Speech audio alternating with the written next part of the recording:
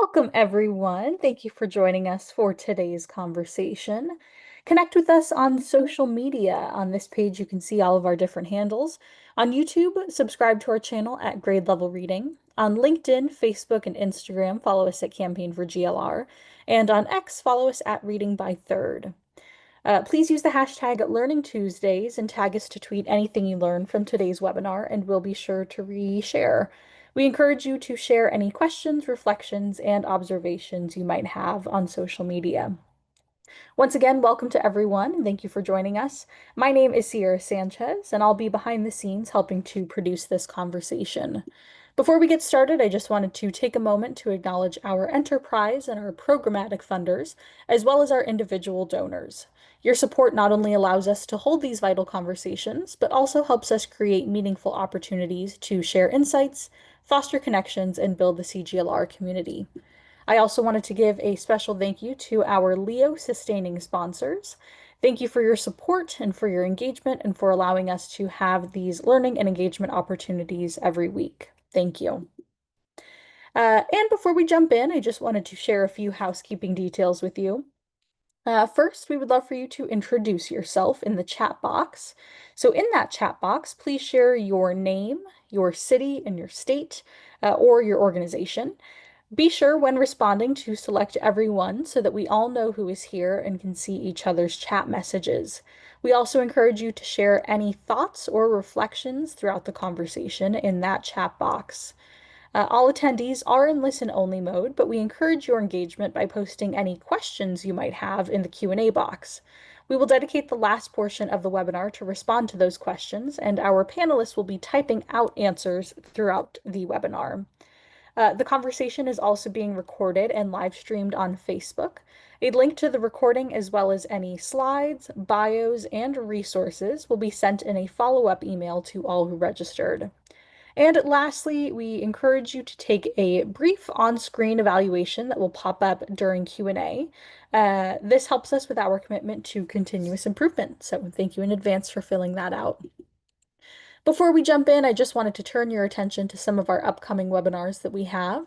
Later this afternoon at 3 p.m., we hope you will join us for another session in our Technology Enhanced Teaching and Learning series. With this conversation discussing the importance of abundant access to books as a powerful complement to tech tools, reinforcing key literacy building behaviors, and the parent-child connection.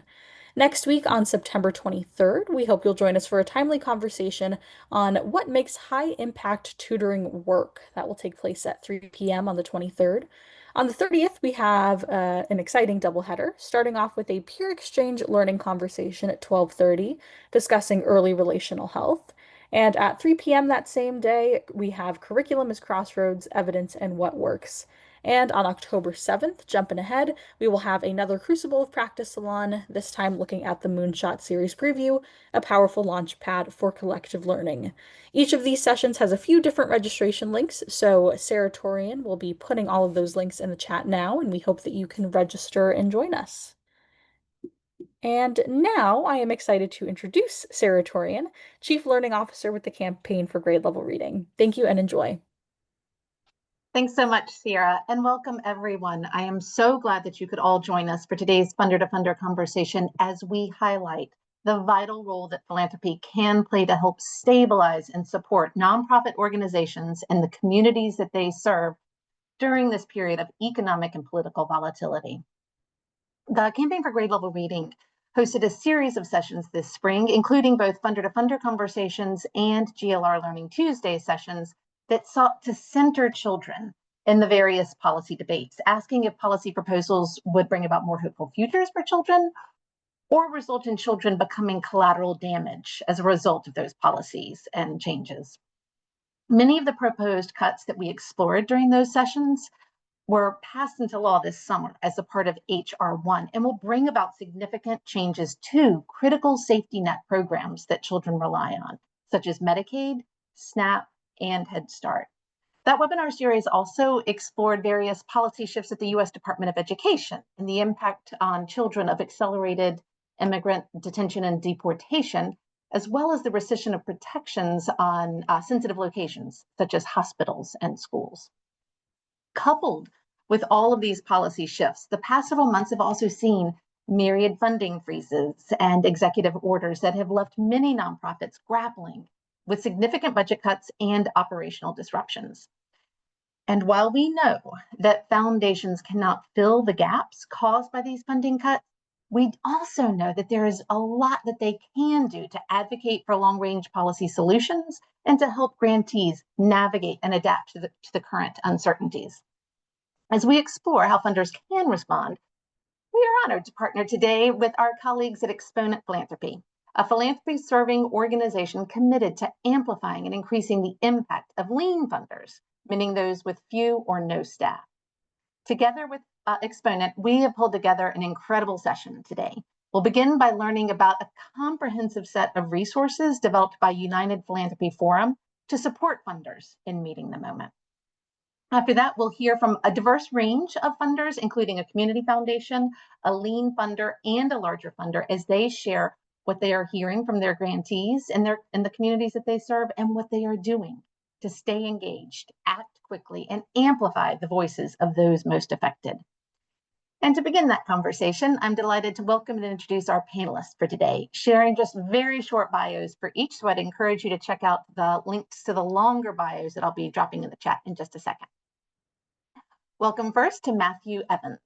Matthew serves as the Vice President of Advocacy and External Relations at United Philanthropy Forum, where he leads the organization's comprehensive external engagement strategy, integrating policy advocacy, strategic communications, and partnership development to advance philanthropy's impact for the common good. Malin Hagos serves as Chief of Staff at the Greater Washington Community Foundation, where she has led impactful grant-making efforts, strengthened funding collaboratives, and played a pivotal role in the launching of major initiatives, including the Community Resilience Initiative and the Resilience Fund, both of which we'll be hearing about later on today, as well as the COVID-19 Emergency Response Fund. Jenna Walkman serves as the Vice President of the Ball Brothers Foundation based in Muncie, Indiana, where she supports strategy development, communications, and day-to-day management of operations while also working directly with foundation grantees. Elliot Weinbaum serves as Chief Philanthropy Officer of the William Penn Foundation in Philadelphia, Pennsylvania, where he leads the foundation's grant-making work with the program team to ensure impactful, equitable, and transparent funding that expands access and opportunities across the region. Elliot previously led the Foundation's education program for nearly 9 years, leading efforts to improve educational opportunities and outcomes for children in Philadelphia. And to guide us through today's conversation, I'm delighted to welcome and introduce our moderator for today, Kelly Finstormer. Kelly serves as the Managing Director of Operations and People at Exponent Philanthropy, where she oversees the organization's operations, finance, equity, human resources, and marketing functions, drawing on more than 2 decades of global experience in the military, corporate, and nonprofit sectors. Thank you so much to all of our panelists for joining us today. And with that, I'll pass it over to you, Kelly. Thank you so much, Sarah. I'm delighted to be here with you all and really appreciate the introduction. And as we set up and frame this conversation today, I know I can't see you, but you all can see me and I can be like, I feel like we all just need to take a deep breath with all of the things that we have going on in this world right now. And as we handle and talk through these issues and challenges together. So let's set the tone where there are glimmers of hope that are happening in communities across America. And I'm delighted to be able to help welcome and share some of those stories with you today. As we look and think about funding freezes, layoffs, defunding government programs, the passage of HR 1, the trickle-down effects have some massive impacts to our communities, to our homes, and to our children. And we're going to talk through how the philanthropic community is rising to meet this moment. And as Sarah said, we can't fill those gaps entirely, but there are some really good stories and glimmers of hope available for each and every one of you. And so we're delighted to share those stories and have that conversation. As Sarah shared, Exponent Philanthropy is the largest network of philanthropic funders in the nation. They are a national network of community-connected funders. So they know the stories that are happening across America, and they're listening deeply and reacting. We serve to educate, equip, and connect these funders together and amplify their voice as a community and help build their capacity. But to that end, we don't do this work alone, and we rely on partners also to help build our capacity. And so I want to take a moment, and this is where I'd really like to welcome Matthew Evans, our partners at the United Philanthropy Forum, to this conversation, as they have been a critical capacity building partner for us and for our lean funding community, to talk about all the work that they've been doing in support of this entire moment. So Matthew, thank you for joining us today. Thank you for having me. Of course, we'd love for you to set the stage for today's conversation. Can you tell us a little bit about the United Philanthropy Forum and it's your work to inform, connect, and mobilize organizations nationwide? Sure.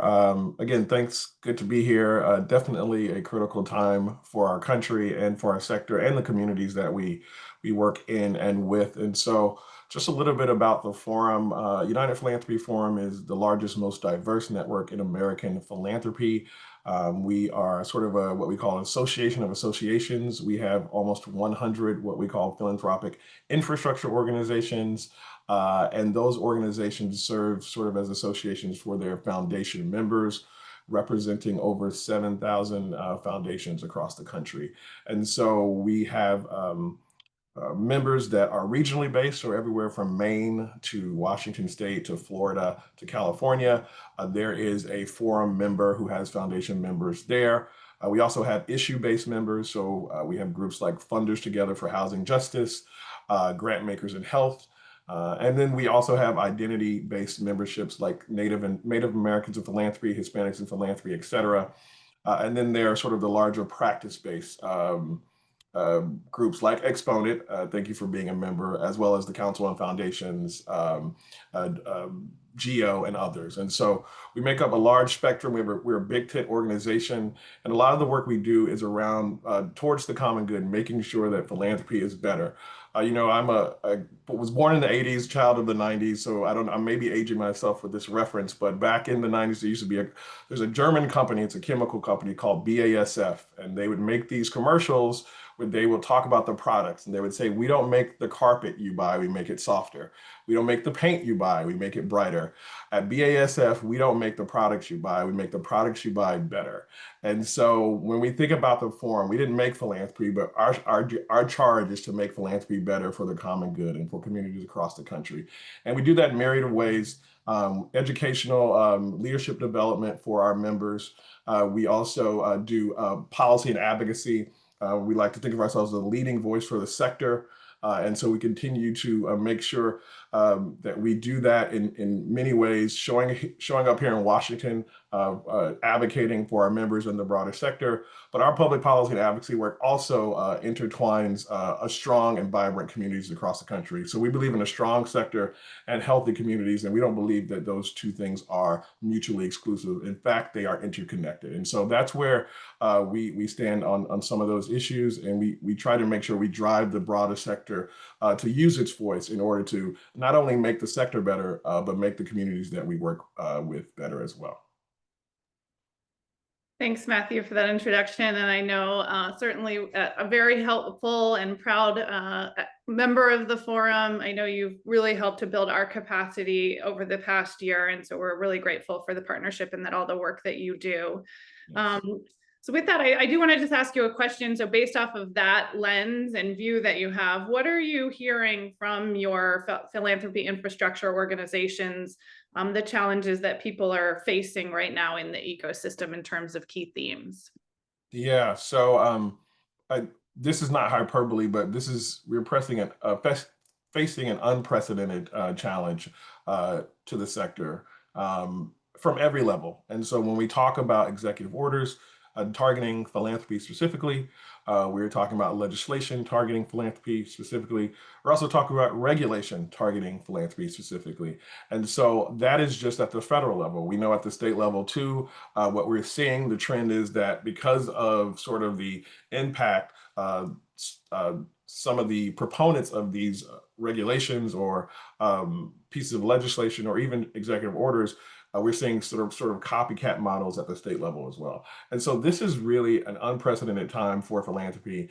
And the challenge is that historically philanthropy has been reactive to policy and advocacy when it comes to its impact. And so we have to now pivot from being reactive to being proactive in our approach to some of these challenges, because these challenges are not going away. And we'll get in the weeds of HR1 a little bit later, but I just mentioned, that has passed, but we're still dealing with the effects of executive orders. We're still dealing with some of the legal scrutiny that we're seeing post-Fearless Fund that the sector is engaging with. And so what we're seeing is sort of the sector trying to find its way in a new normal, right? And so our charge is to make sure, I think, that it is time now for philanthropy to have a broad advocacy infrastructure. We can no longer just be reactive to the moment. This is how things will go toward in the future. No matter who's president, no matter who's in Congress, there is a increased level of scrutiny on the sector, and we have to be realistic about that. Just brief history. In 1969, as you know, philanthropy operates the way it does because of the Tax Act that was signed by President Nixon in 1969. But part of that legislation was centered around retribution towards the sector, because the sector, philanthropy, had helped out with the civil rights movement as well as voting rights. Well, if you fast forward to 2020, post George Floyd, post racial equity awakening for the country, philanthropy played a huge part in that. And so what we're seeing now is retribution dressed up as serious policy proposals, and that it will continue in the long term. And so we can no longer not just be asking the question why. The question has to be, what are we going to do about it in order to protect the communities that we say we care about? Yeah, thanks, Matthew. We can take another deep breath right now, right before we started. We appreciate all that work. Can you just share a little bit of insight into what this spring looked like for you and your team and how you were serving our community? Sure. We've never seen anything like it. We thought in last year, once before the election, we thought, okay, we'll do scenario planning. Of course, I know a lot of people did that for any outcome that we suspect will happen, and we did our due diligence. And then, of course, then this spring happened, and then sort of the avalanche of all of the things I just mentioned about the unprecedented nature of the work. And so we really had to take a step back and look at the overall evolving landscape and ask ourselves, how can we be not only defensive in this moment, but also how can we go on the offensive to make sure we protect this work that is so vital to communities. And so we started what we call our Advocacy Awareness and Action Campaign. And the long name of it is a strategic campaign to defend and advance philanthropy's freedom to invest in community well-being. And so it's made up of three components: advocacy, awareness, and action. It's for the short term, where we saw HR1 and some of the executive orders that we're seeing, and the long term, to make sure that philanthropy can build out that advocacy civic infrastructure that is so desperately needed to make sure that we're not caught flat-footed in the future. And so it's all about organization. The campaign has allowed us, from the advocacy standpoint, to organize our network across the country. Whether you're in Georgia or Indiana or New York, we were able to get our members to be advocates, to be proponents of the piece of legislation that we liked, and some of the things that we didn't like.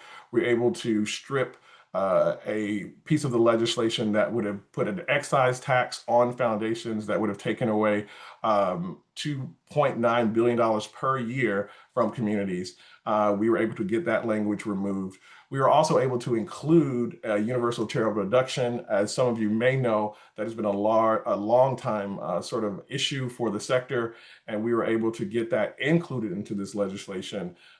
in the midst of all of the other things. And we also know sort of the HR 9495 threats to nonprofit organizations that was removed. So we worked in partnership not only with our network members, but also larger groups in the infrastructure space. So with our partners at the National Council of Nonprofits, Independent Sector, Council of Foundations. And so this was really an all hands on deck moment. And we wanted to make sure that our members were equipped with the resources that they needed to be able to fight this fight. And it takes redundancy. It takes, we like to say all the time, when it comes to advocacy, progress is a slow process. And so what we did is sort of put the advocacy piece at the forefront, knowing that we're going to have to beat back some of the provisions from this bill. But also the awareness piece is all about communications, narrative building, making sure we are telling our story.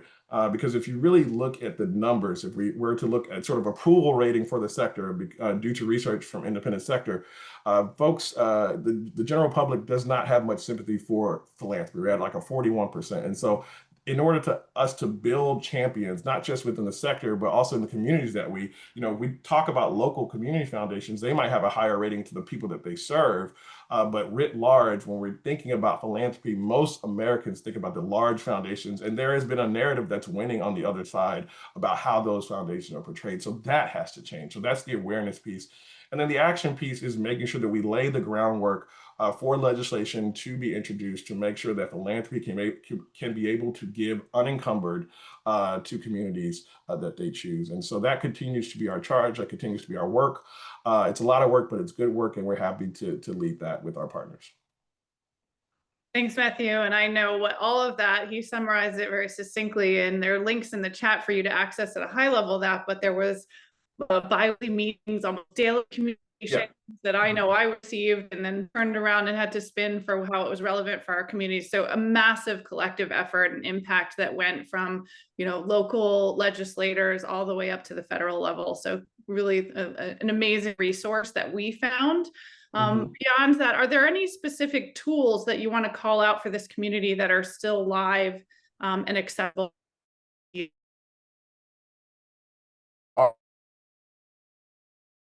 Also through your philanthropy infrastructure organization.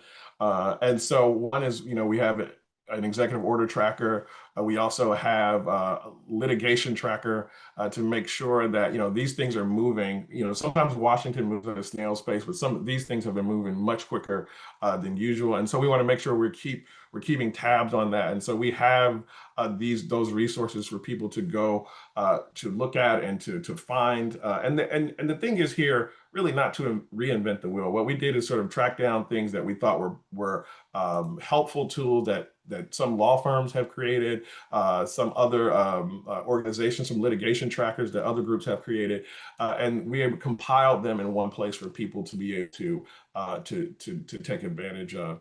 And so those are really helpful when it comes to that portion. The other things that we have been working on and continue to disseminate is sort of messaging tools.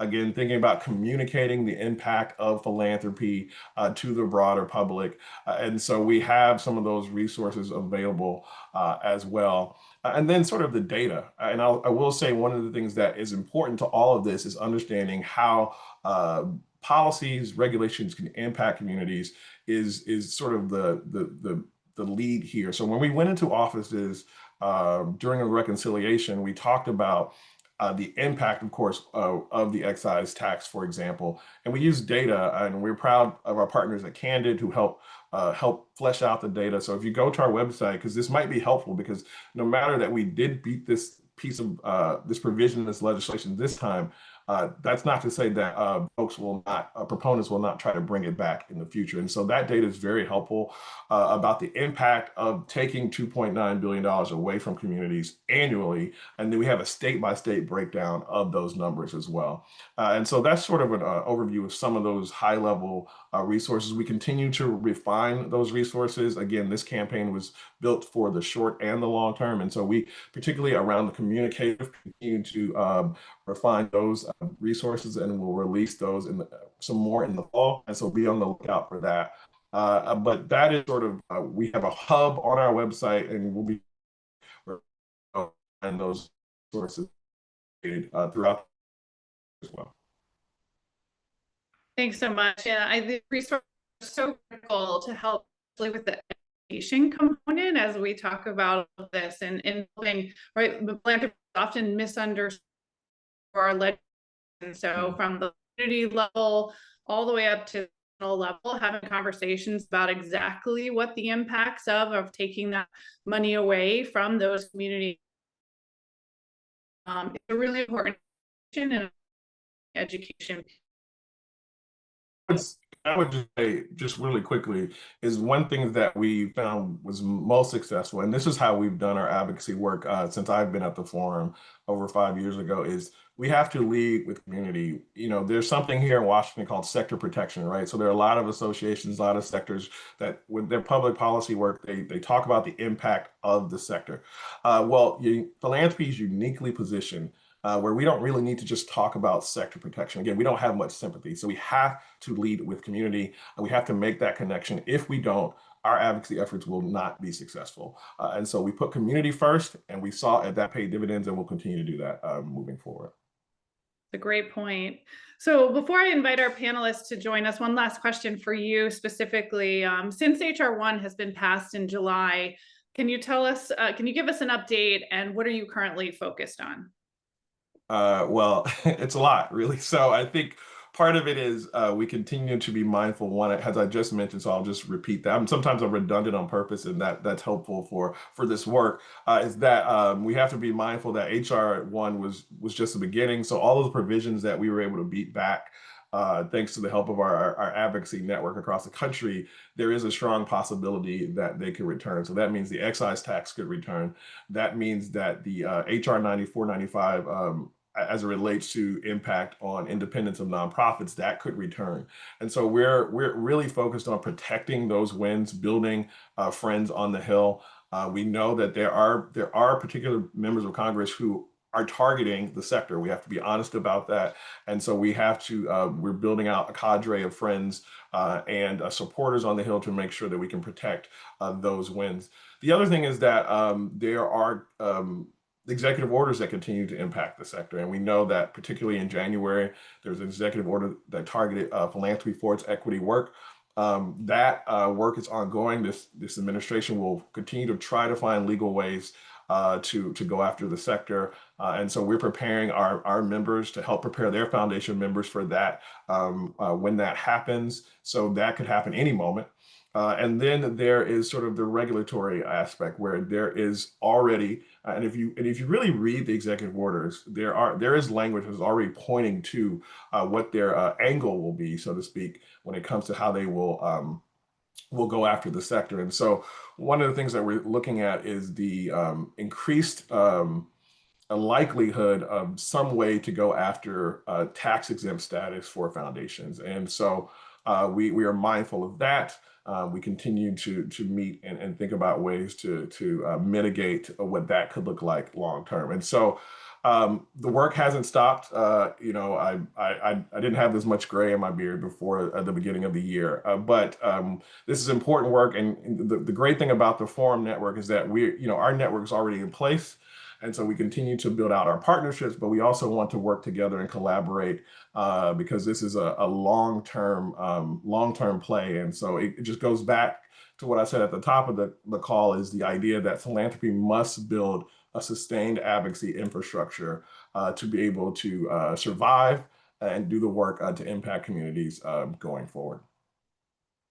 Thank you so much for that, Matthew. And if anyone does continue to have questions for Matthew, please can put them in the Q&A section.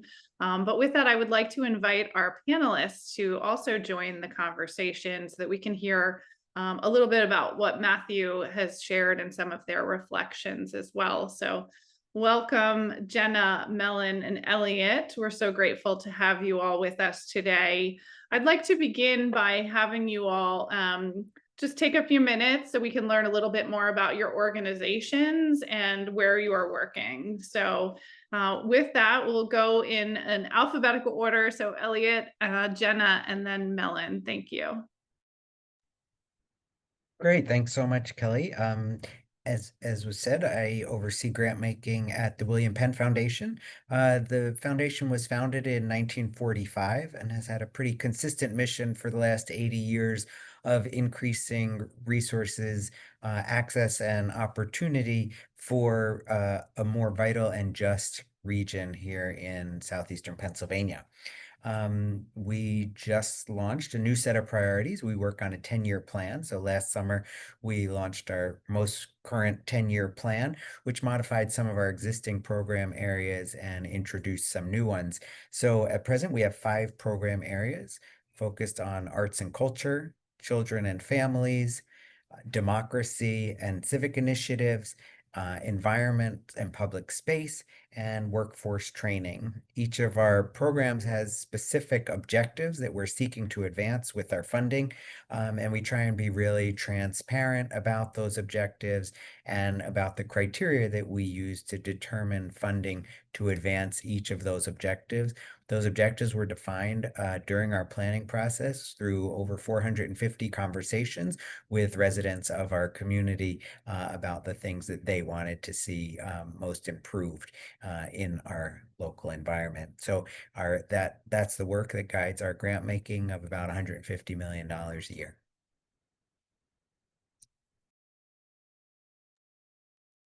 I'm Jenna Walkman with Ball Brothers Foundation. I have a quick slide, I think, if Sarah, if you can put that up. But I've been on staff here for just over a decade, and we are one of Indiana's oldest family foundations. So next year marks our 100th year of grant making, which is exciting. And so our foundation has seen a lot and been through a lot over the years.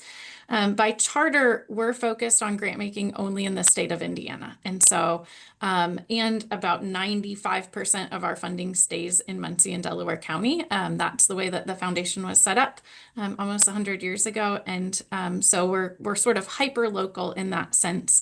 And we make a wide range of grants across broad areas, all focused on quality of life. And so arts and culture, education, health and human services. And all of our staff live in the community where we make grants. Many of us are raising families here. And so we are a very relationship-oriented funder. And we put a very high priority sort of on being friendly and approachable with our grantees. We see them at the grocery store. Our kids go to school together, and so it's a small community, and again very kind of relational in nature. We make about $10 million in grants every year. And most of our grants are sort of in the range of $5,000 to around $100,000. We fund operations, capital, and sort of special projects, and do provide some kind of multi-year general operating support. We talk a lot at our foundation about grant making beyond the check and what it looks like to provide support to grantees that goes beyond the dollars. We're not a huge foundation making huge grants, but there are other things that we can do to make an impact. And so I'll talk a little bit about a few of those things today. But we see ourselves as sort of providers of what we call efficient, flexible, and patient capital. And we can fund things across a long time period. We have a lot of patience. We also sort of see ourselves as a catalyst and can make some what we call kind of risky grants and do some things that maybe other funders can't do. And then we also, a big part of what we do is convening and bringing grantees together. And so I'll share a little bit more about that later on. Thanks. Hi, everyone. Good afternoon. Melon Hagos. I'm Chief of Staff at the Greater Washington Community Foundation. Been here about almost 9 years. We're based in Washington, D.C., and we serve the entire region. So that includes D.C., Montgomery and Prince George's County in Maryland, and Northern Virginia. At our core, the Community Foundation is a grant maker, we're a convener, and we're a community leader. And we often describe ourselves as a philanthropic first responder, which, would be characterized as an institution that shows up for our community, not only in times of crisis, but also in times of stability and growth. And for those of you who may be less familiar with community foundations and how we operate, we're place-based institutions designed to respond to the evolving needs of our community. And we've been doing that for more than 50 years. During that time, we've done quite a bit of work. But we've helped our region navigate many challenges, from the attacks on the Pentagon to the financial crises, multiple government shutdowns, the COVID-19 pandemic, and now the political and economic uncertainties of today.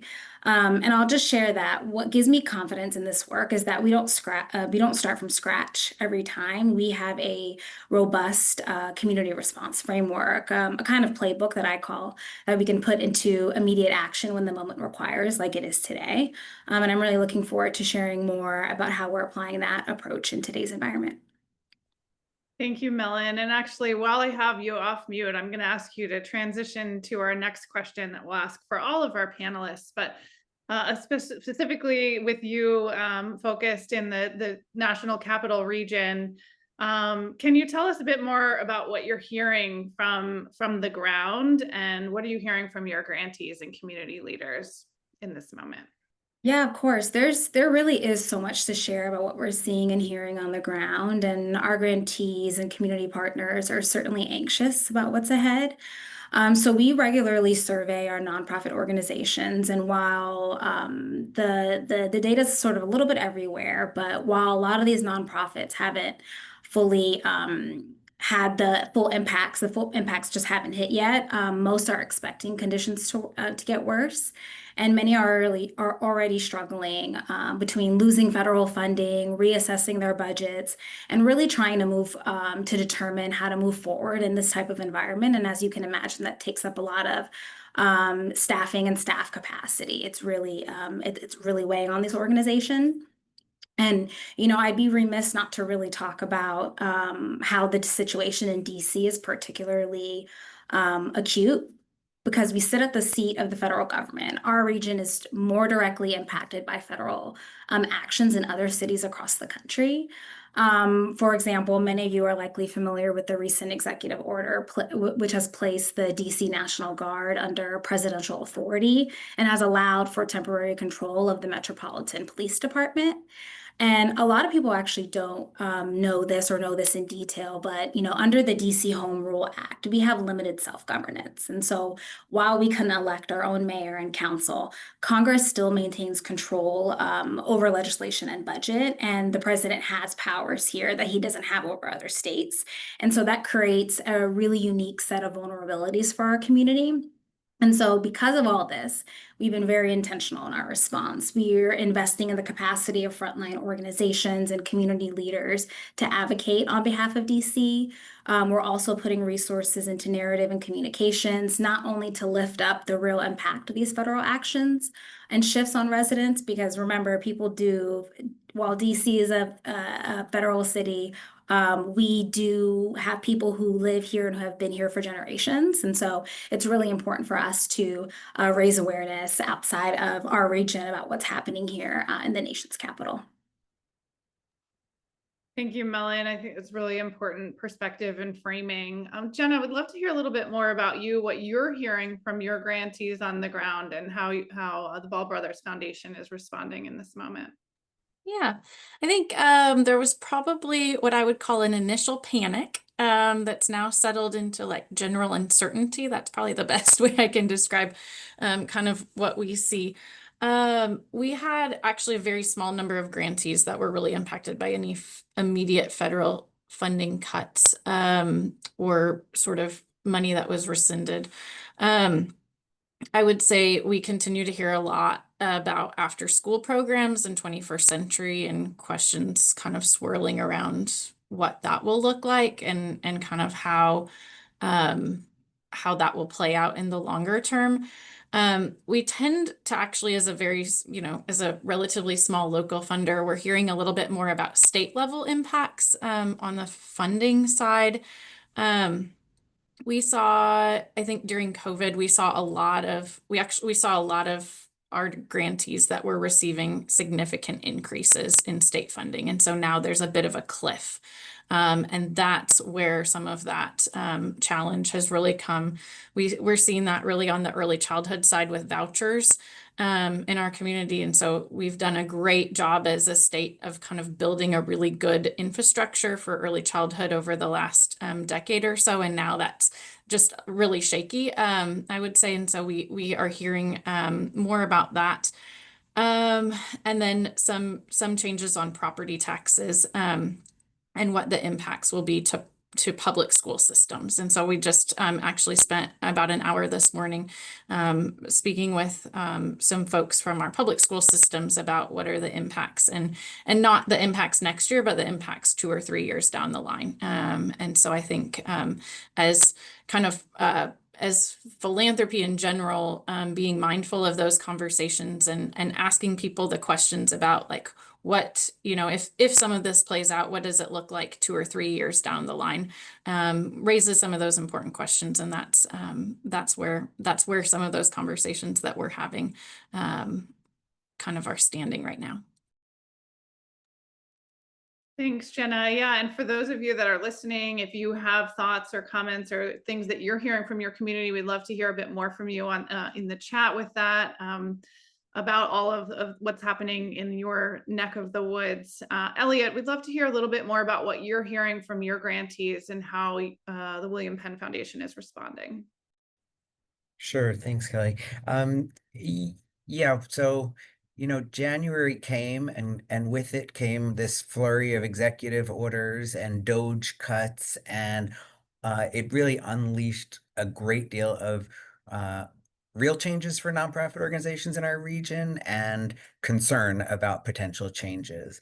And so in mid-February, our board leadership sent an email to all sort of 500 of our grantees asking them to get in touch with staff to tell us how the changes from the federal level were affecting their organizations. And grantees definitely took us up on that invitation and reached out about any number of concerns they were having, right? One of them was cuts to federal funding, and those cuts over the last 9 months have ranged from an NEA grant for $5,000 that was going to help an organization put on an exhibition to infrastructure projects from the Department of Transportation that were in line for $100 million, right? And so there's a huge range in the kinds of cuts, and many of those touch nonprofit organizations and the communities they serve. I would say that what we heard overall from grantees in terms of their needs probably fell into 5 different categories. One is replace lost federal funding, right? And like we have a gap. We can feed fewer people. We can, provide fewer after school opportunities. We cannot do the arts exhibitions we were going to do, et cetera. So that was a regular request. There is no private funding that can replace federal funding.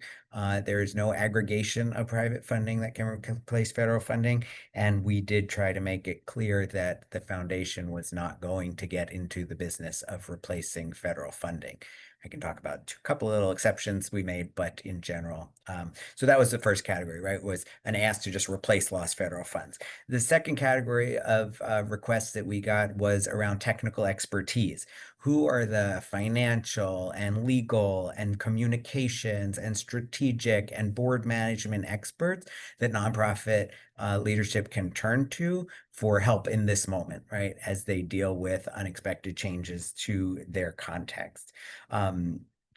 So who are the people, and can they get resources to hire those people to come work with, advise, help them out? So that was the second, was that technical expertise. The third was professional networks, right? People need colleagues in this moment of difficulty. And in some cases, those networks exist and they could be leveraged for the kinds of conversations to share information and share expertise. And in other sectors, those networks didn't really exist. And so people were looking for where can I meet with a bunch of folks who are struggling with the same thing that I'm struggling with in this moment, and trying to figure out how to adjust to policy changes. So those networks was a big request. Where's the trusted policy and legal advice, right? Like I'm not up to a stage where I want a lawyer to, work with me individually, but I want to understand this executive order. And am I no longer able to say that my organization prioritizes services for particular groups or particular communities or individuals, or can I still say that? And how do I even understand what this executive order means, right? And who is providing that kind of broad and trustworthy legal and policy advice, and how do I access it? So that was the fourth one. And then the fifth one was organizational transition.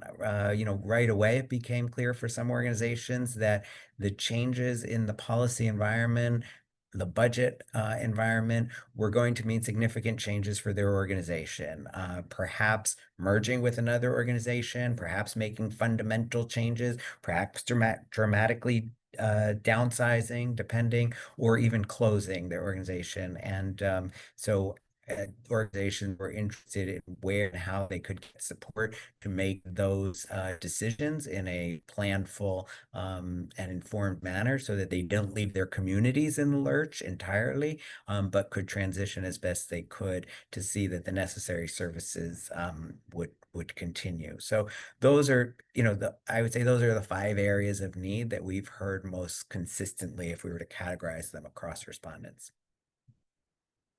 Thanks, Elliot. That's really insightful. I mean, it is certainly, as we've said many times, philanthropy cannot possibly close the gap of federal funding that has been cut recently. And we do have lessons learned from the pandemic about how sometimes you're creating some of these funding cliffs, or there are funding cliffs that have been created. And so from our lean funder community, we have been hearing a lot about how partners have expressed their concerns about their gaps in short-term funding. But I'm going to read a quote from one of our funders that says, "Many of the grantees I've spoken with, especially those working in youth development, have deep concerns about short-term funding approaches. They are clear. The needs they address will remain, and they are looking for long-term, reliable partners who understand their work as a marathon, not a sprint." And while that doesn't help us necessarily in this today moment, but as we navigate through that chaos that Jenna alluded to, it is about deep partnership and listening and convening. So Jenna, I know you all have done a lot of work about convening in your area. Can you share a little bit more with everyone about that work? Yeah. One of the things that we have a sort of early effort in trying to do is also build relationships with our local state level officials. And so we hosted a breakfast just probably about a month ago that was really essentially just kind of this is what Ball Brothers Foundation is. This is what we do. We invited county council members, city council members, mayor, people that we have had some relationship with, but maybe not as deep of a relationship. And then also invited some of our state level officials. And we did that in partnership with our Regional Grant Making Association. So we invited them to come as well to give kind of a state level perspective. And just shared with them both kind of good news things and also things that have been challenging, and kind of feedback that we're getting from our grantees about challenges on the ground. And so we showed where we work in partnership with government, where government gives money and we give money too, and how we come alongside together. And then also shared some feedback just on areas where we have grantees with concerns and some where funding cuts have taken place. And I think that's part of that is like long-term relationship building and philanthropy being able to make those connections, also realizing that it's constant turnover and constant elected officials that you have to stay up to date with and introduce to philanthropy, many of whom just don't know. They don't know a lot about foundations or how foundations work. They don't know that a private foundation isn't raising money every year necessarily. And so some of it is just some of that basic education. And that's been a really healthy conversation for us to have, and some healthy work for us to do. Because I think we can't always complain about things if we haven't built relationships first. And so we have to kind of earn trust and share trust both ways. And so that's one of the simple ways that we've been trying to help in that regard. Thanks for that, Jenna. And Melon, I'm curious actually if you could share with everyone a little bit more what that looks like specifically within the District of Columbia. I know you shared and alluded to a little bit about the structure and the setup with elected officials, but Jenna talked about the constant churn and turnover of individuals that you need to speak with and educate. Can you tell us a little bit more about what that looks like for your organization?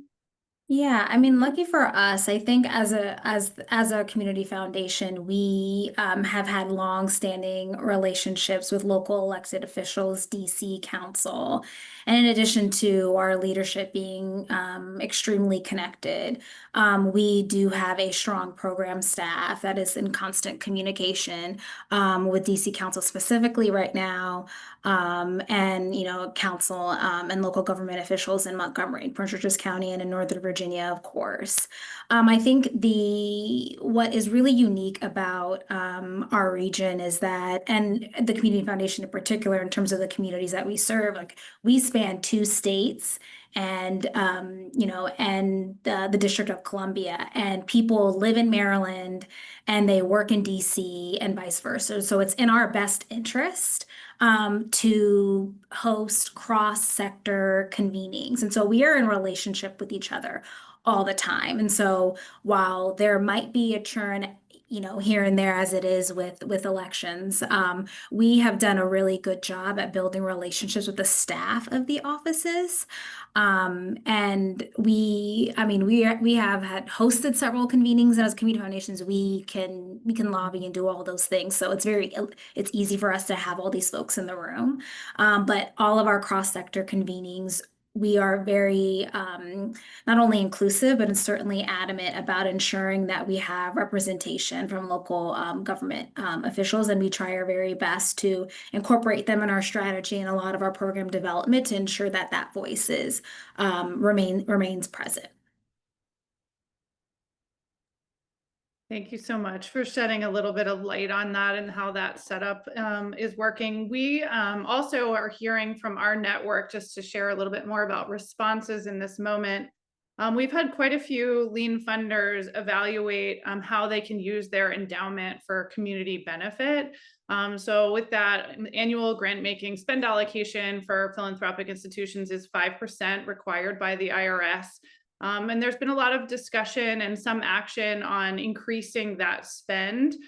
We've seen that various percentages from 7% to 15% annually. One of our funders did share that the greatest downturns in our endowment portfolio over the years came from the stock market disasters, not from too much giving.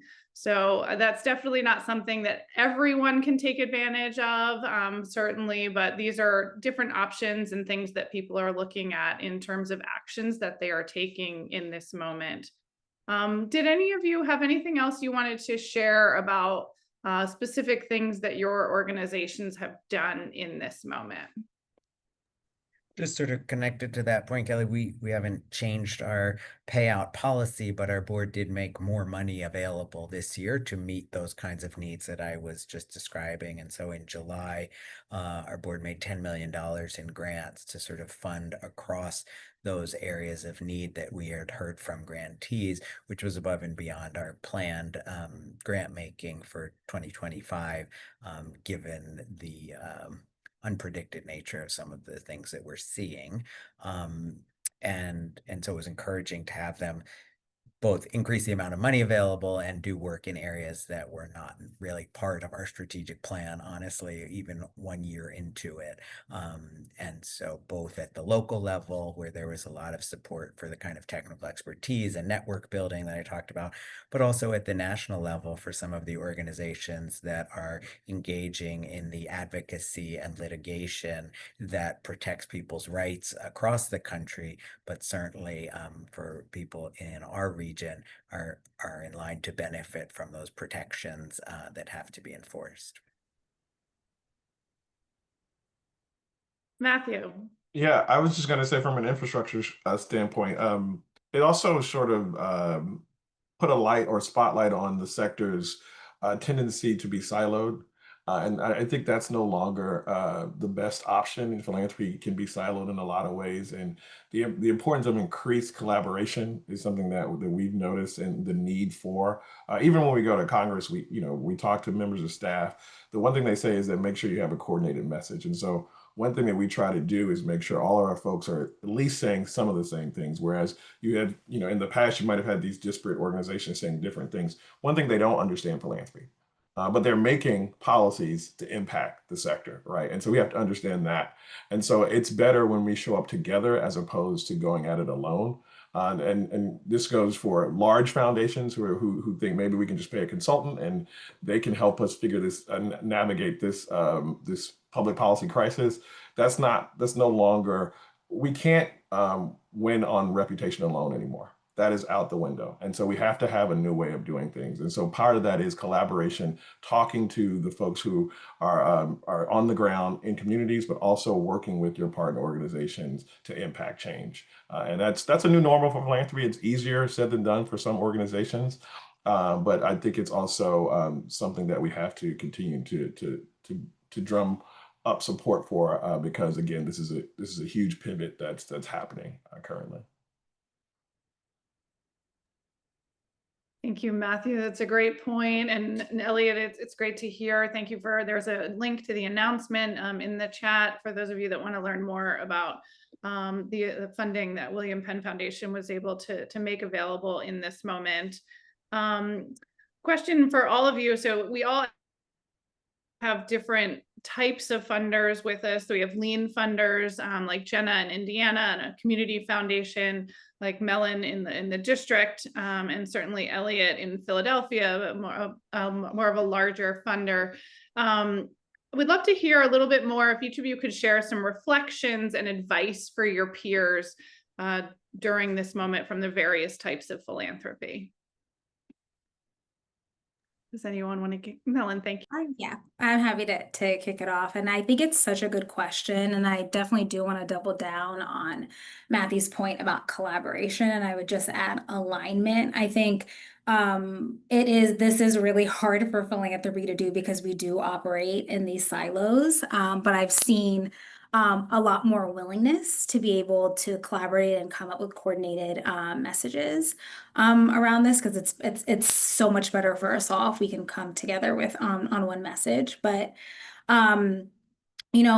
this is something that I do think about constantly in this work, and especially at a community foundation, we have to be flexible and strategic, creative, all those things. Not only in how we deploy resources, but in how we attract and mobilize other funders around the issues that require the most attention. And so I offer up, I think, three main points about what would be useful as different, types of funders to move forward in this period. One, I think it's about being transparent about your capacity. Every funder, whether lean, large, or community foundation like ours, has limitations. And I think that the most important first step is just understanding what your institutions cannot do in this moment. Identifying what your real strengths are, what resources do you have available, and like what kind of risks are you able or not able to take. I think that's very important to do first.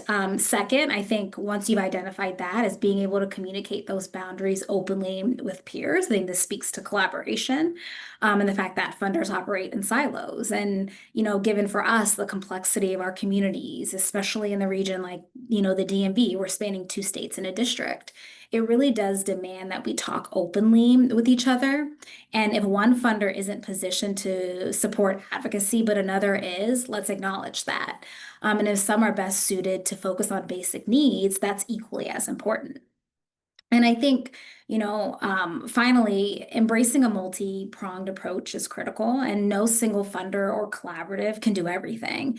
But if we can each take on the parts of the work that we're well suited for and are clear and direct, about where we're stepping in, then I think collectively we can cover the full spectrum of need. And we've experienced, this quite a bit at the Community Foundation. We've seen the power of clarity. It not only allows us to be honest about what we bring to the table, but it also helps us to align with others and to ensure that, we can advance community priorities together. Thank you, Melon. Elliot, go ahead. Yeah, I was just going to build on that. I think, Melon's point about transparency and what it is that foundations are trying to do in their communities and communicating that is so important and connects with Matthew's point, right?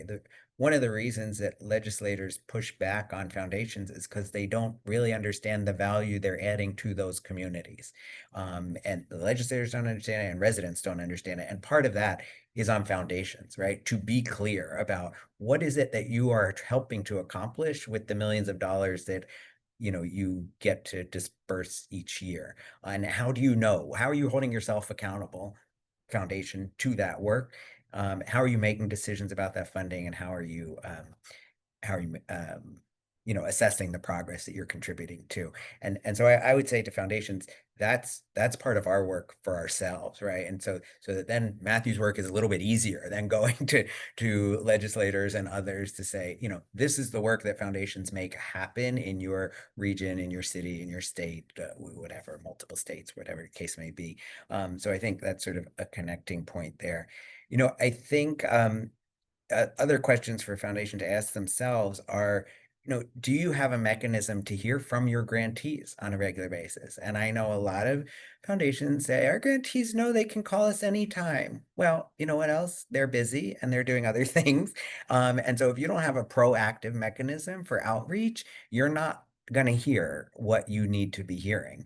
And we definitely found that. I mean, even in the early days of all of the changes that took place, one thing that we learned that hadn't occurred to us was that as projects got called into question because federal funding got retracted, grantees were worried that we were also going to pull back our money because that federal money would cause destabilization in their organizations, might not let them allow to complete projects that were going to be depending on federal organizations. And so if we pulled out our money, it would only further destabilize, right? So we heard that because we proactively reached out and then communicated to all of our grantees that we're not going to reduce grant amounts. We're not going to change our grant amounts in any way because of conditions that are beyond their control due to federal changes, right? And that was a huge sigh of relief that we heard, and we got that appreciation back from grantees when we proactively communicated and said, we're not going to, the full grant that we committed is still committed. And if we need to think about ways to be flexible, that you might need flexibility to spend that money, we're open to that, right? And given that this unpredictable thing happened. So that mechanism to hear from grantees is a key thing. And then again, much like Melon said, are you communicating what you are doing, right? So we started communicating, we made these emergency grants, we have this survey out there so we can hear more from you, and also what you're not doing, right? And while people didn't necessarily appreciate our message that we're not going to be making grants to replace lost federal grants, they appreciated the clarity around it. And the certainty that we were going to offer other supports to help them continue on and continue their work in the absence of that funding, but we weren't going to replace that funding. So that clarity around what you can do, will do, and won't do was important. And then third, and this is for foundation staff that may be on here listening, are you having conversations with your boards about how you might act in ways that you didn't anticipate? And those are hard conversations for boards that like to have a clear strategy and stick to those KPIs that they've introduced, et cetera. But no one predicted the rapid chaos that many nonprofits are living through now. And so it takes courage on the part of foundation staff to introduce those conversations to boards, to take the time to educate board members about why this is different, and to really put in the requests for funding that may depart from everything we've been talking about for the last couple of years, in a way not entirely dissimilar from what we had to do during COVID. And we've used that analogy a lot in our internal conversations here, and how we really did, to use an overused term, pivot a great deal in our grant making to accommodate all kinds of unexpected or unforeseen conditions and support organizations and communities through that. So I'll pick up right where Elliot kind of left that point, which is as a foundation that's been around for almost 100 years, we've lived through lots of different crises. And I think there is some perspective that there's always another crisis around the corner, and what's going to be next. And how do you as a grant maker build a system and a process for making grants that allows you to meet needs that you may not even anticipate. And so we saw that, I mean, just in my short time, I was on the fundraising side during the recession in 2008. Then we had COVID. Now this has come about. And so we have no idea what will be the next thing. But as a grant maker, how do you build, again, systems and processes that can meet grantees where they are? And so one of the things that we did, probably going back almost 20 years ago, and again, as a small funder, this is something that's fairly easy for us to do. We built what we call a rapid grant process. And so any grant less than $5,000 that comes into our foundation, we can respond to that grant and get a check out the door within a week. And so we've created a super simple grant process. Like, this should not be complicated. It's $5,000 in the scheme of what we do is a small amount, and any kind of grant maker can scale. And so we use those year round, through crisis times and non-crisis times, to help organizations either take advantage of opportunities or meet some kind of urgent need, or if they have a new executive director coming on board that needs coaching or support to help kind of key them up, to get them where they need to be for professional development purposes, we're able to do that. And that is, I think, the joy of philanthropy, that is the joy of foundations, is that we have tremendous flexibility to create processes and to simplify processes where they need to be simplified. And again, to build a system that allows us to meet needs when they arise. And so we started again doing that like 20 years ago. And we've not, I mean, there's no way we can, like Elliot said, there's no way we can replace funding that's been lost. We can't replace state vouchers that are no longer there for children in childcare spots. We can't do all of that, but there are other ways that we can help provide some support to fill some gaps. And so we're able to do that through those processes. I also there was a question in the chat about, or an observation in the chat about a lot of executive transitions, as executives are being asked by boards to take on, how are they going to fill funding gaps, or what are you going to do about this? That is a completely overwhelming task. And sometimes what boards are expecting is not in alignment with reality. And so we are also on the ground in sort of suburban rural Indiana, seeing a lot of executive transitions and a lot of open positions. And so as a foundation, again, what is our role and what is our responsibility? We can't do everything. But we have found a way to support an organization that we work with sort of as an intermediary that has started up a cohort for new executive directors. And there's a whole group of new executive directors who are receiving specialized coaching and support to help them transition into that role and be successful in managing finances and understanding finances and understanding kind of how to do fundraising. We've partnered, and that organization partners with the Lilly Family School of Philanthropy to provide fundraising training, because a lot of folks coming into those roles have never raised money before necessarily.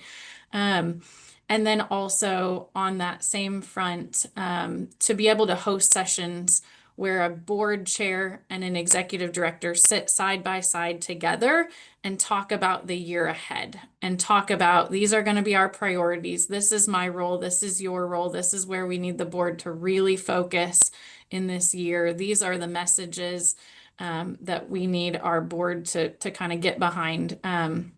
And so I think all of that is, again, like some of that background support. That's not, we're making a grant to somebody else to handle that, but we recognize that those are some of the efforts that can kind of prop people up and give some confidence to some of the folks that are leading in a situation that they may not have anticipated. So. Thanks, Jenna. It's a great example of meeting the moment and reminding us of the joy that can come through philanthropy here together. And Elliot, I do also just want to reiterate your point about the proactive communication with grantees. In that sense, like they know, right? They will tell you if they have needs. And we also have examples of organizations that'll say, actually, my key partner is really struggling right now. Can you focus on them and redirect funding there as opposed to continuing to invest in me in this moment? So again, these are different examples of how you can meet this time, but having that system in place where you are already communicating and connecting with your grantees and in that network is are amazing examples of how you can meet this moment. So I know we do have a question in the chat, but our organizers also have an overview for those of you that are thinking about questions for our panelists. We'd be happy to take your questions for them. Did you want to bring that up? Sorry, that's for my campaign team. Yeah. That's for the campaign person who's struggling to find the mute and video button. We did have a question from Wadi Almonte in the Q&A box asking about the financial stability of your organizations without local government or federal agency financial contributions. I'm thinking she means the grantees that you're supporting in terms of their financial stability as some of these funding freezes has happened and they're experiencing cuts in their budgets. So and I think some of you have touched on this a little bit in terms of the shifts that they're in the ways that they're struggling to make those budget gaps. Yeah, what I would say is it's true whether your organization was a federal grant recipient that now had funding cuts or not, right? We have organizations that say serve primarily immigrant communities who didn't get any federal funding, but now they have a whole new level of expenses as their staffs and families are more concerned about security issues. They have, people need transportation in ways they haven't needed it before. People need food access, right? Even though they haven't been a food provider, but our food pantries had their funding cut. So there's less food available. So the families they work with have less food at home. That means kids come to them with more challenges than they came before, right? So even those organizations that are not directly impacted by a funding cut are financially impacted by other things that are going on in their environment. And so that's why, for example, one of the grants we made was to Nonprofit Finance Fund to work with all nonprofits in our region to help them wrestle with their own financial picture and modeling for the year or years to come, whether that changed because they lost a source of public funding, or whether it changed because the demands on their organization have changed due to other factors, outside of their own budget. So, that's one of the kinds of supports that we've been able to offer. Again, not to patch holes in the budget, but to help them think about how they use their available resources in ways aligned with their missions to most effectively serve the needs of their community as they look today, as opposed to as they looked a year ago when they scoped out this budget. If I may just add something that is related to that. So what I didn't do a good job at sharing earlier is that part of our response efforts, we are housing it under this umbrella initiative called the Community Resilience Fund, where we're housing all of these various efforts that we're doing to respond to the political and economic environment. And so we've raised 2.7 million from donor contributions, and we've already deployed 1.7 million in grants. And so we related to how we're supporting nonprofits and thinking through the sustainability of their organizations. We sort of think about this work as a sort of direct response, rapid response grant making. So early in the year, we did grant making that focused on strategic communications, crisis management, and legal and compliance sessions for nonprofit organizations. And most recently, and we had to close the opportunity because the response was overwhelming. And as conditions have shifted, we expanded to provide bridge funding and scenario planning grants. And so this has helped nonprofit organizations consider not only their long-term sustainability, but how and if they should be exploring partnerships, and if necessary, exploring strategic plan wind downs that are more intentional than abrupt. And I think the purpose of this is for what we wanted were nonprofit organizations to think seriously about what their organization has the capacity for, to understand how much of their resources are in operating reserves. We realized that there was some education that needed to happen, so we provided grant funding for organizations to be able to assess their financial sustainability. And so that has certainly helped them in this period because we can't replace federal funding. And so that's one pillar of the work. And the second pillar is we did offer, we didn't have a ton of money, but for organizations who did lose federal funding, they were able to apply to receive some of those resources back if we were able. And we did have a provision in that, in the RFP, that in the event that they did receive those resources back from the federal government, that they would then give those resources back to us so that we could grant it out to another organization to be able to support their needs as well. So I think it's just definitely a multifaceted approach, and helping organizations understand their sustainability is one of the most critical things that you could do in this time. And if I could just piggyback on I think the word sustainability is crucial here. One of the things that we didn't talk about earlier with HR1 is that the cruel irony of the legislation really is that while it increased giving incentives, it also increased the need for charitable services for communities.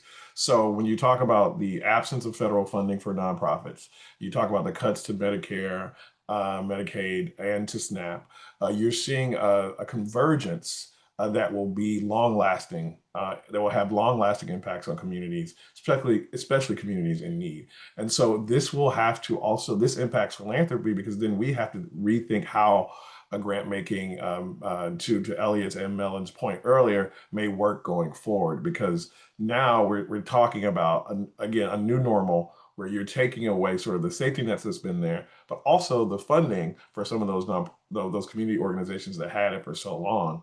And we're honest with lawmakers, philanthropy will not be able to fill the gap. We used to think about government as a partner. Hopefully there'll be a day we can get back to that. But for now, in the short and medium term, we're talking about a full sort of reset of how grant making may work because of these new cuts. Thank you both for that amplifying information. And I love the way you summarize that, right? It increased the ability capacity to give for charitable giving, but also really increased the need. And I think that's what we're all still trying to digest, is the trickle down effects, and what does this really mean in this moment? But we've had such great examples from all of our various types of funders today about how they're meeting the moment and the different things that they're doing to support their networks of grantees. I'd love to just hear from each one of you. What's giving you hope in this moment? What are the bright spots that you're hearing? Love to begin with you, Elliot.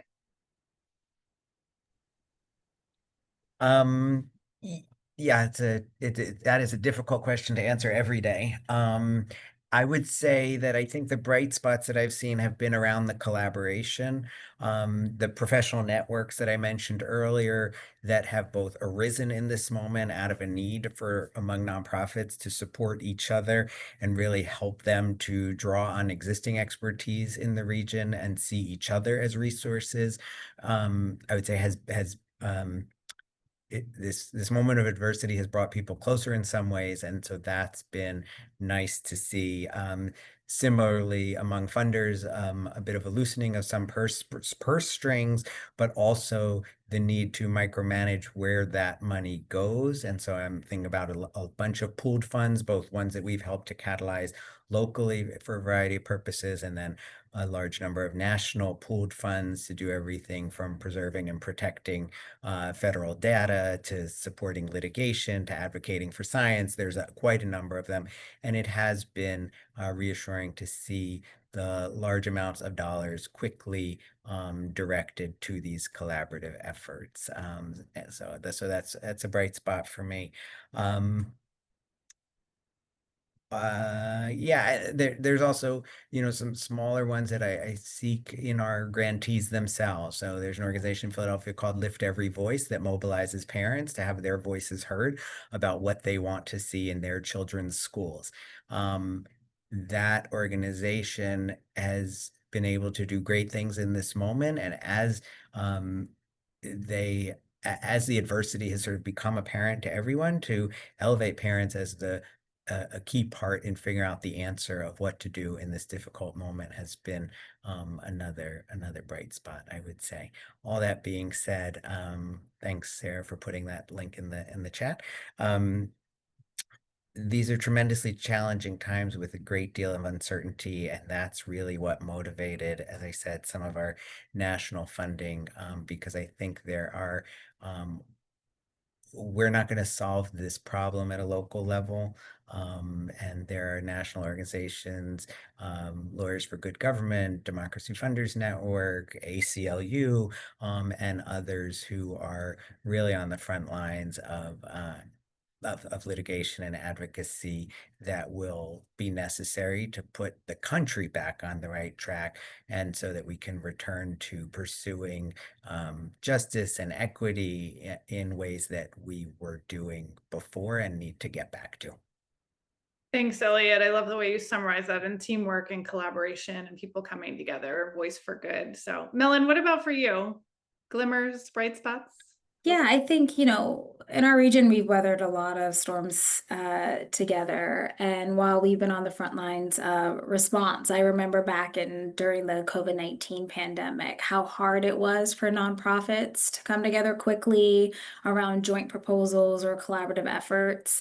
And it was quite challenging. But I think now in this moment, I'm seeing something different.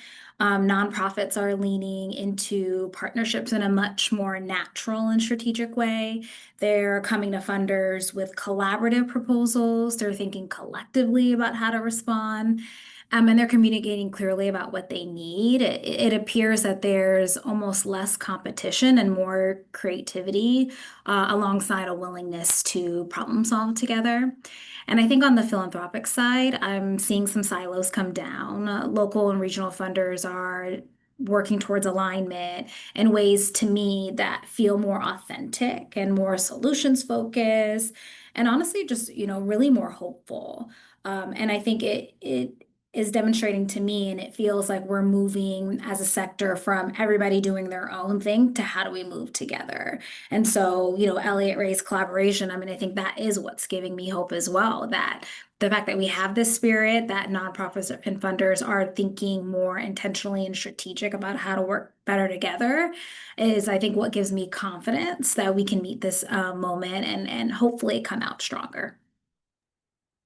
Thank you. Jenna?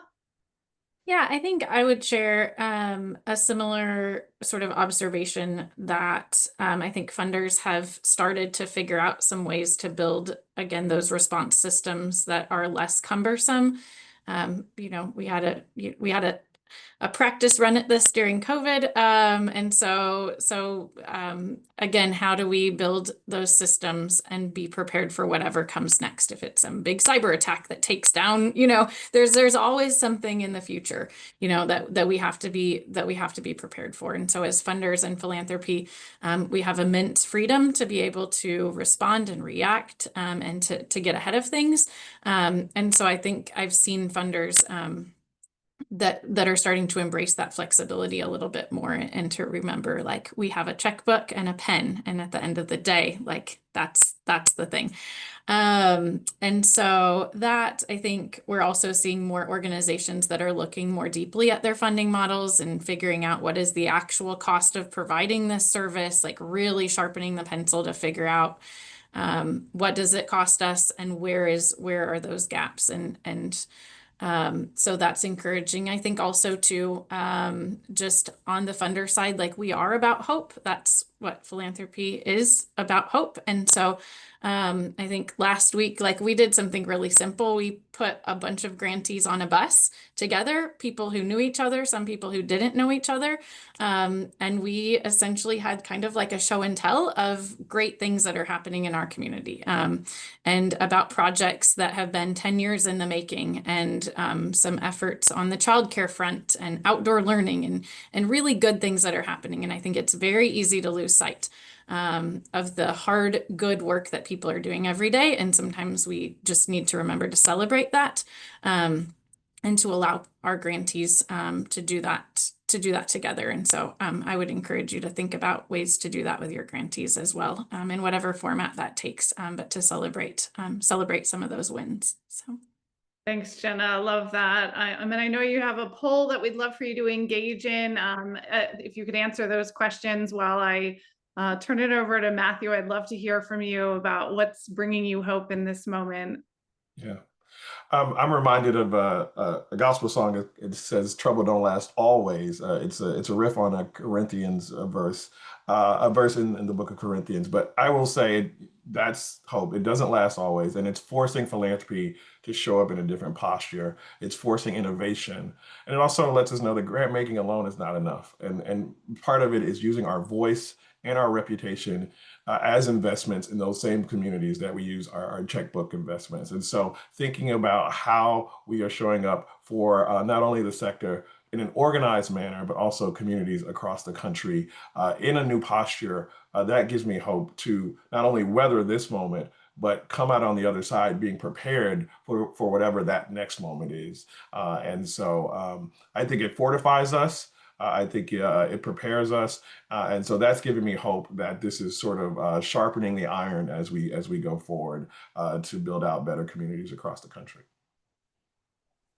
Thank you so much, Matthew. And I know I heard so much today about the adaptability of both the funding and philanthropic community, but also of the nonprofits and individuals in our communities as we really truly rise to meet this moment.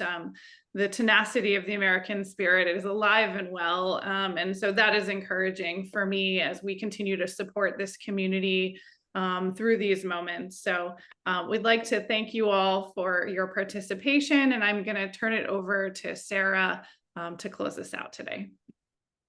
Well, I was actually going to ask you, Kelly, if you could share, and you hinted a little bit just then, but what are the bright spots that you are seeing from across the Exponent network, and the work that's happening in those lean funder organizations that's bringing you hope in this moment?